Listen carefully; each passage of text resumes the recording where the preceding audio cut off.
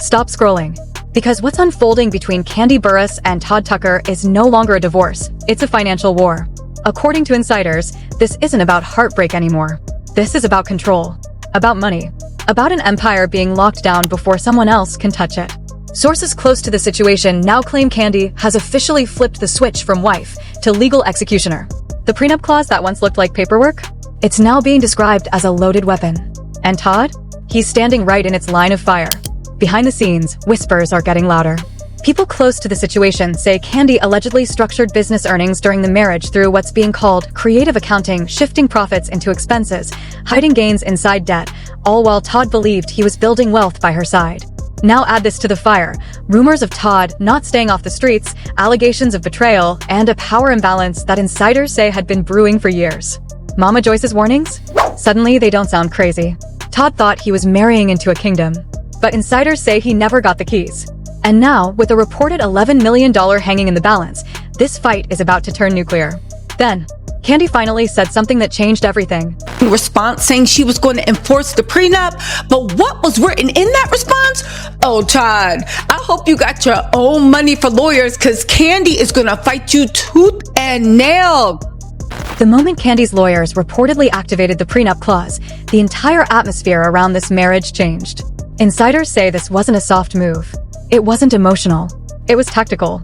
What once looked like a normal celebrity divorce instantly became a courtroom chess match, with money, custody, and reputation all on the line. Behind closed doors, people close to the situation claim Kandi didn't react. She prepared. The prenup wasn't just an agreement. It was a firewall. Sources allege that once Kandi decided to enforce it, the message sent to Todd was loud and unmistakable. This won't be settled in whispers. This will be fought in full daylight, with paperwork, lawyers, and no mercy. And then, something else began surfacing. Quietly. Whispers from inside business circles.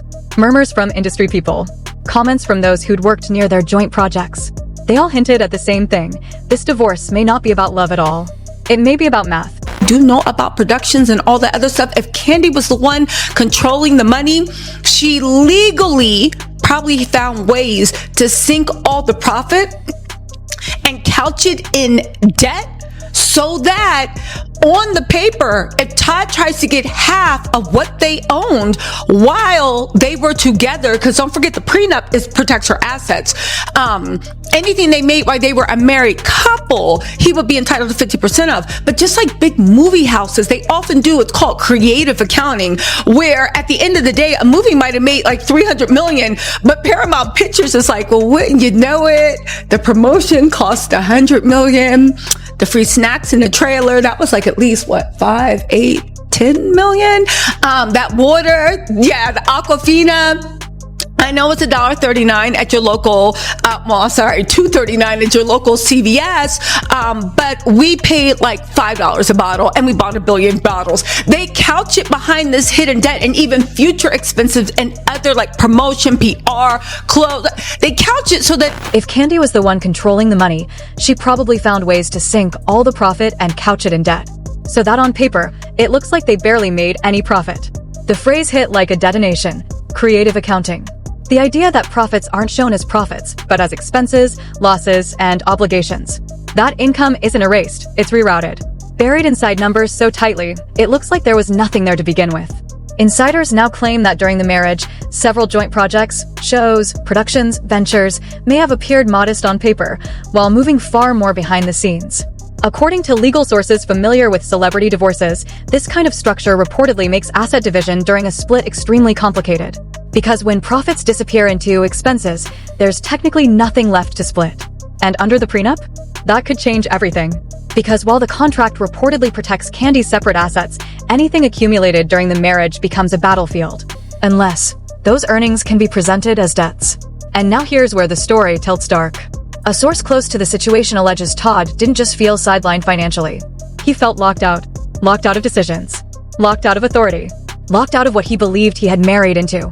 One person close to the circle allegedly described it like this, like being inside the palace, but never entering the throne room. According to the same source, Todd believed the marriage would evolve into shared power, shared control, shared ownership. But what he reportedly discovered instead was that Kandi always held the keys. And she never handed them over. Resentment doesn't arrive loudly. It collects quietly, in silence, in emails unsent, in meetings where you're present, but powerless. Insiders claim this was where the emotional erosion began. Todd allegedly didn't feel like a partner. He felt like an employee inside his own marriage. And according to people who observed them privately, that frustration didn't anymore stay hidden. It leaked. In mood, in attitude, in distance. Then came another layer, the one no one expected to surface publicly. Allegations. Sources claim Todd couldn't stay off the streets. That phrase started circulating behind the scenes long before it ever brushed social media. It doesn't mean what tabloids say out loud. It means distractions. It means entanglements. It means not being where you're supposed to be emotionally, physically, or spiritually. And when combined with resentment, it turns dangerous. One insider allegedly put it bluntly, when power disappears, men try to recover it in other ways. Control becomes affection. Affection becomes territory. And territory becomes chaos. The narrative from that point wasn't romantic anymore. It was strategic. Who controls what? Who owns what? Who gets who? And who walks away with absolutely nothing? Then there was Mama Joyce. Love her or not, she was never silent. From the very beginning, she questioned Todd's motives. His timing. His intentions. People called her harsh. People called her dramatic. But now, some are wondering if she wasn't loud, but early. Insiders say tension between Todd and Mama Joyce never fully healed. And that under the surface, something sharper always lived there, distrust. And then came the moment many now point to as symbolic. The prenup presentation, reportedly dropped at the final stretch before marriage. Some see it as protective. Others now see it as prophetic. Because from that moment on, there were two emotional currencies in the marriage. Love and suspicion. One grew quieter. The other wrote itself into legal ink. Todd, according to people who knew the dynamic early on, didn't just want security. He wanted ascension. Not money. Not comfort. Power. He wasn't looking to join a dynasty. He wanted to be the dynasty. And that's where the story snapped. I think that Kandi, built with Todd, but she never gave him the keys to the kingdom. She never really opened up all her money. I think that did not escape Todd. She never really opened up her money to Todd. She never really gave him the keys to the kingdom. That sentence explains the entire atmosphere. Inside the marriage, Todd may have had access to the mansion, but not the vault. The cars, but not the codes. The last name, but not the legacy. Kandi, according to insiders, moved through money like architecture, carefully structured, fortified, intentional. And Todd? Sources say he watched the blueprint, ask for keys, and receive silence. That silence reportedly became corrosive. Then came the filing. Quietly, methodically. Divorce papers, joint custody request, strict prenup enforcement, and one line that changed how lawyers immediately viewed the case. Marital debts. Multiple sources say the filing lists obligations, not just assets. Meaning, before anything is split, everything is subtracted. And if debts devour profits on paper, there may be nothing to divide at all. Now add another explosive twist. Several insiders say Kandi's restaurant businesses were experiencing legal friction around the same period. Rent issues, repair disputes, financial pressure. No confirmation, but the timing raised eyebrows. Because if business stress intersects with divorce mechanics, the numbers don't just shift. They weaponize. This isn't chaos. This is orchestration. Insiders allege the divorce wasn't impulsive. It was scoped, prepared, executed. One legal source reportedly summed it up like this. When a woman files only after she secures everything, she isn't heartbroken. She's finished. And now Todd may be staring at the final ledger. The rumored $11 million, still invisible, still disputed, still silent. But consequences don't always announce themselves. Sometimes, they simply disappear, leaving one side protected and the other exposed. And here's the last truth heavy enough to end any fantasy. People close to Todd say he is not ready to walk away empty-handed. Not emotionally, not financially, which means this story is not over. This isn't a closing chapter. It's a countdown. And whatever comes next won't be quiet. And that's where the silence became louder than any press statement. Because once the filing surfaced, the whispers didn't fade, they multiplied. Within hours, legal blogs, celebrity watchers, and insider forums began circling the same question. What exactly is inside that prenup? Not what people assume is in it. What's actually written? Sources close to the situation now claim the contract was never a simple safety net. It was allegedly designed like a fortress. Layered clauses, specific protections, language that didn't just guard assets, but future earnings, intellectual property, and business interests tied directly to Kandi's name. According to one industry insider, it wasn't signed out of love. It was signed out of legacy. And now, that legacy has reportedly become untouchable. Behind the court language and legal formalities, something darker is said to be unfolding. A second story running alongside the paperwork. A story about editing. Not video editing. Narrative editing. What gets highlighted? What gets minimized? What gets buried? Online observers began noticing something strange almost immediately. Old interviews reappeared. Social clips were reposted with new captions. Moments that once looked harmless were suddenly being reframed as subtle warnings. Fans started rewatching scenes from years ago, business conversations, power dynamics, offhand comments, now hearing them differently. Not as banter, as breadcrumbs. One particularly viral clip involving Todd in a business setting resurfaced with a wave of comments claiming his body language had always given frustration. Others paused on moments where Kandi shut down joint plans mid-conversation. People began isolating facial expressions, voice tone, pauses. Suddenly, 10 years of content was no longer nostalgia. It was evidence. And then, someone allegedly leaked what they claimed was an internal breakdown of how certain business profits were moved, split, or offset during the marriage. No documents attached. No signatures. Just enough detail to start panic. The post vanished within minutes. But not before screenshots spread. The language used in that leak matched something insiders had quietly hinted at earlier. Figures redirected into operations, branding, overhead, reinvestment, all legally framed, but morally questionable depending on which side you're standing on. And that's when the phrase contract manipulation began trending across private forums. Not manipulation of terms. Manipulation of timing. One source close to the situation claims Kandi didn't file when emotions were highest. She filed when the numbers were safest. That detail matters. Because in high-asset divorces, timing isn't romance. It's strategy. And according to insiders, the timing here was surgical.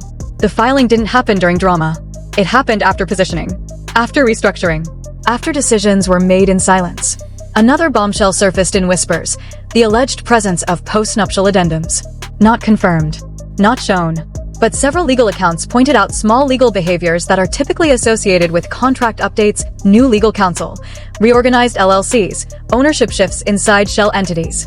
Again, no document. No confirmation. Just patterns. And patterns don't lie. They predict. Meanwhile, Todd's camp reportedly went quiet. No counterstatements. No emotional captions. No cryptic quotes. Silence. That kind of silence does not mean peace.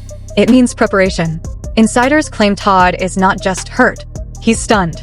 Because the narrative he walked into is not the one he believes he lived inside. Sources suggest Todd believed, deeply, that he was co-architect of the life they built. That contract's protected money, yes, but not identity. What he reportedly never imagined was becoming a line item. Another asset. Another variable in a legal equation.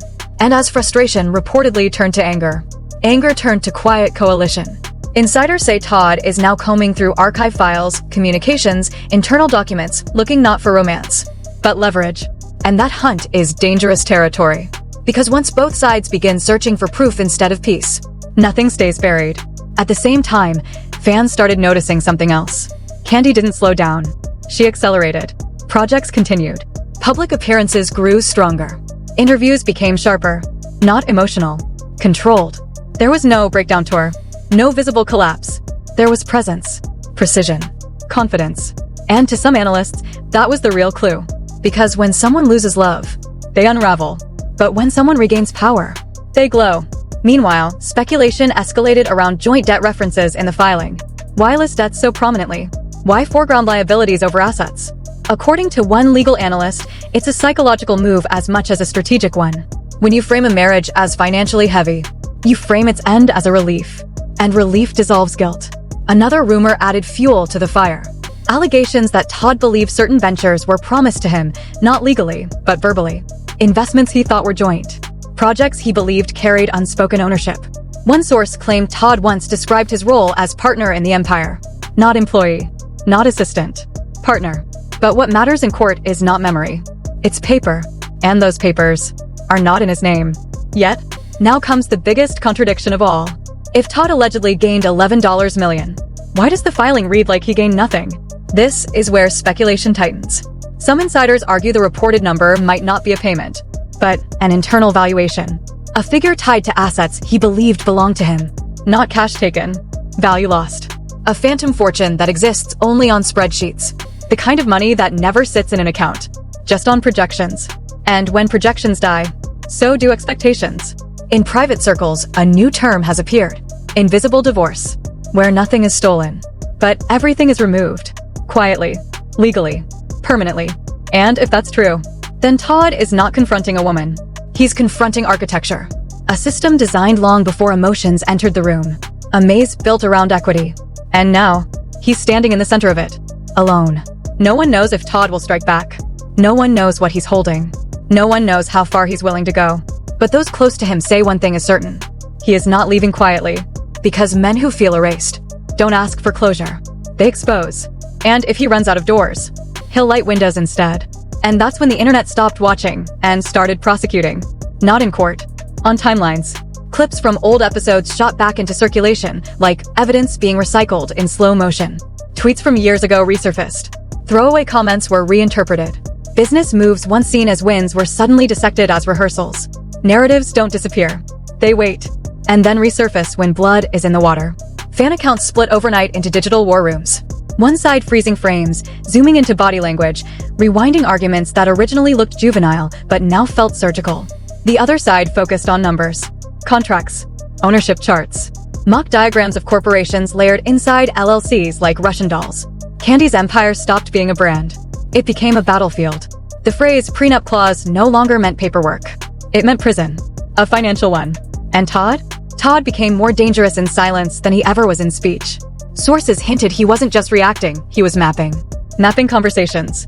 Mapping transactions. Mapping timelines. And with every hour that passed, the rumor evolved. Not grew. Evolved. From money to motive. From motive to method. Followers started whispering something darker. That this split wasn't emotional at all. It was an exfiltration. That Kandi wasn't leaving Todd. She was extracting herself. One insider allegedly claimed, by the time the filing went public, the war was already over. He just didn't know it yet, which would explain the calm, the poise, the fact that Kandi never broke down, never posted a crying photo, never made a vague caption. Because grief leaks. Strategy doesn't. Then something else shifted the tone entirely. Discussion around the kids. Joint custody looked civil on paper, but insiders say custody in celebrity divorces is rarely about children. It's about optics. Nothing looks more innocent than shared parenting. And nothing protects a public figure better than appearing cooperative. Analysts started pointing out something unsettling. The filing never sounded devastated. It sounded resolved. Like someone closing a door quietly after locking every window. And then came the most suffocating theory yet. That this marriage didn't collapse in a moment. It expired on schedule. That every disagreement, every conflict, every miscommunication was not messy. It was directional. Todd's silence only made the rumors louder. Because men who are innocent speak. Men who are guilty deny. But men who feel trapped, they go quiet. And that's what terrified people most. The absence of defense. The absence of counterfire. Like someone deciding whether the final move is private or explosive. A legal advisor watching the case from afar allegedly said something chilling. You don't lose a marriage like this. You're deactivated. And as days passed, another shift occurred. The money stopped being about cash. It became about value. What Todd believed belonged to him was now being described as never his in the first place. Not stolen. Not taken. Erased retroactively. A decade of effort rewritten as employment. Support reframed as service. Leadership recast as proximity. And proximity gives no rights. Only perspective. Then the most disturbing possibility emerged. That Todd might not even be chasing money anymore. He might be chasing correction. Not for the court. For history. Because when a man loses everything, he doesn't fight for refunds. He fights for recognition. One observer said it best. He's not trying to take from her. He's trying to prove he mattered. And that's when this stops being celebrity gossip. It becomes identity warfare. Meanwhile, Kandi never wavered. No leaked rants. No emotional explosions. Just motion. Contracts. Appearances. Deals continuing. Which only fed the final idea spreading across forums. She didn't survive the divorce. She engineered it. And engineering doesn't crack. It calculates. Another detail surfaced quietly. Allegedly, a network executive was quoted privately saying, "When someone unplugs from you without chaos, they already won." And that quote changed everything. Because if true, then Todd isn't fighting a woman. He's fighting an outcome that already happened. And whatever $11 million represents, cash, valuation, leverage, regret, may never actually exist anywhere except in theory. Which makes it more dangerous. Because invisible money makes visible anger. And visible anger destroys legacies. And now, no one is asking if this divorce will get uglier. They're asking how far Todd is willing to go before he stops losing quietly. Because insiders say one thing with near certainty. This isn't over. Not legally. Not emotionally. Not reputationally. There will be another filing. Another reveal. Another moment where silence snaps. And when that happens, there will be no more editing. No more reframing. No more illusion of control. Just truth, or what looks exactly like it. And now the most dangerous part of this story begins. Not in court. Not in filing cabinets. In the shadows between what's been revealed and what hasn't. Because cases like this don't close loudly. They dissolve slowly. And what's left is never just paper. It's damage. If you've been watching quietly, if you've been sensing that something here doesn't line up, you're not alone. The story didn't break when the divorce was filed. It began when someone realized they were no longer part of the future they helped build. And when that realization settles in, people don't move on. They go backwards. Into message threads. Into old hard drives. Into conversations that were never meant to become evidence. This isn't about choosing sides. It's about noticing patterns. Because patterns don't lie, they confess. And right now, too many details are aligning for this to be coincidence. You're watching a collapse that doesn't look like chaos. It looks like design. A departure that doesn't feel emotional. It feels executed, which means the truth won't surface all at once. It will leak, piece by piece, day by day, until someone finally decides silence is more expensive than exposure. So stay here, not as a viewer, as a witness. Because the next document was already written before this one went public. The next move was already made before you were told to look. And when it comes out, it won't come gently. It will come like regret in daylight. If you want to see what isn't being highlighted, if you want to track what gets erased, if you want to understand how power really exits a marriage, then don't blink. Because empires don't fall in one moment. They collapse in sequences. And this one has only just begun.